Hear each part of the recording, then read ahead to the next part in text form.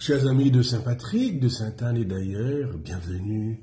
Bienvenue à ce deuxième dimanche de Carême qui nous rejoint pour nous inciter à aller encore plus loin, à rester fidèles à nos engagements et même si nous sommes tombés, à nous relever.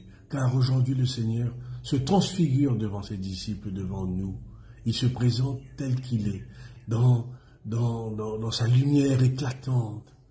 Il se présente devant les disciples qui sont complètement abasourdis et qui ne savent quoi dire, surtout quand ils voient Élie et Moïse à côté de Jésus, les prophètes et la loi à côté de Jésus, qui en est le sommet de toute la Bible. Et il est le sommet dans sa lumière, dans sa résurrection. Ils ne savent quoi dire, c'est une révélation inattendue. La révélation inattendue comme dans un sommeil, comme dans un rêve. Et j'ai eu l'occasion d'aborder plusieurs personnes pour leur dire, est-ce que vous avez déjà fait un rêve de Jésus, un rêve où vous avez vu Marie? Et justement, dans beaucoup de témoignages, dans leur sommeil, ils ont rêvé de Marie, de Jésus qui était à leur côté. Non pas pour leur faire peur, mais pour les encourager. Mais souvent, au moment où le rêve se termine, quand ils reviennent à eux-mêmes, ils se disent, mais pourquoi? Qu'est-ce que cela veut dire?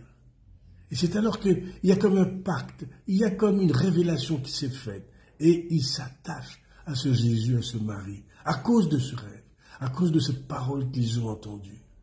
Eh bien, la parole que les disciples ont entendue dans la nuée, c'est écoutez-le, c'est mon fils bien-aimé. Oui, c'est bien cela qu'il s'agit.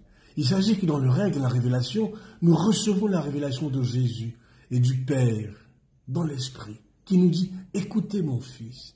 Alors écoutez mon fils en ce carême, qui nous appelle toujours à la prière, au jeûne et surtout au partage. Oui, le carême est un bonheur pour nous tous, un bonheur pour faire cette expérience, l'expérience de Jésus, de Marie. Alors c'est ce que je vous souhaite, en ce deuxième dimanche de Carême, et nous marchons ensemble, et nous restons unis ensemble les uns les autres. Et donc je vous souhaite de passer un bon dimanche, et on se retrouve la semaine prochaine.